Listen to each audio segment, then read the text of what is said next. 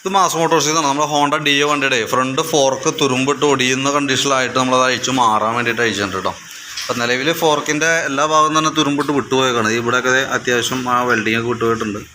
ഇവിടെ നിന്നൊക്കെ മൊത്തം വെൽഡിങ് വിട്ട് ഹോളായി തുടങ്ങിയിട്ടുണ്ട് കേട്ടോ. അപ്പോൾ അത് അഴിച്ച് നമ്മൾ മാറണുണ്ട്. ഇവിടെയൊക്കെ പോയി ഇതുണ്ടോ. അപ്പോൾ അത് അഴിച്ച് നമ്മൾ മാറണുണ്ട്. നമ്മൾ അഴിച്ച് ചേഞ്ച് ചെയ്യുമ്പോൾ നമുക്ക് ഫോർക്ക് അസംബ്ലി മാറേണ്ടതും അതേപോലെ തന്നെ ഈ അതിൻ്റെ സെൻറ്ററിൽ വന്ന ബെയറിങ് ഐറ്റംസ് നമുക്ക് മാറ്റേണ്ടി വരും കേട്ടോ. കോൺസെറ്റ് മാറണം, ഫോർക്ക് മാറണം. പിന്നെ ഫ്രണ്ടിലത്തെ ബുഷുകളെല്ലാം തന്നെ ഡാമേജാണ്. ഇതൊക്കെ ഓവലായി കിടക്കുക.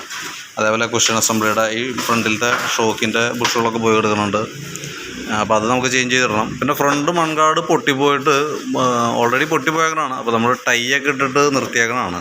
ടൈ ഇട്ട് പ്രാവശ്യം പൊട്ടിപ്പോയിട്ട് നമ്മൾ അഡ്ജസ്റ്റ് ചെയ്ത് നിർത്തിയേക്കണേ. അപ്പോൾ അത് കൂട്ടത്തിൽ മാറ്റിയിട്ടുണ്ടെങ്കിൽ ഇപ്പോൾ കൈയോടെ അഴിക്കണ കൂട്ടത്തിൽ വേണമെങ്കിൽ മാറ്റി വിടാം. എന്തായാലും കുറേ കഴിയുമ്പോഴത്തേക്ക് അത് പ്രോബ്ലത്തിലേക്ക് വരുന്നത്. ഇവിടെയൊക്കെ പൊട്ടിപ്പോയിട്ടുണ്ട്, ഈ സൈഡിൽ നിന്ന് പോയിട്ടുണ്ട്.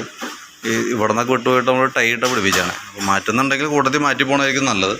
പിന്നെ ഫ്രണ്ട് ബ്രേക്കായാലും ജാം ആവണ കംപ്ലയിൻ്റൊക്കെ ഉണ്ടായിരുന്നു. ഫ്രണ്ടിലത്തെ ബ്രേക്ക് ലൈനർ കുഴപ്പമില്ല, പക്ഷേ കേബിളുകളാണ് കംപ്ലയിൻറ്റ്.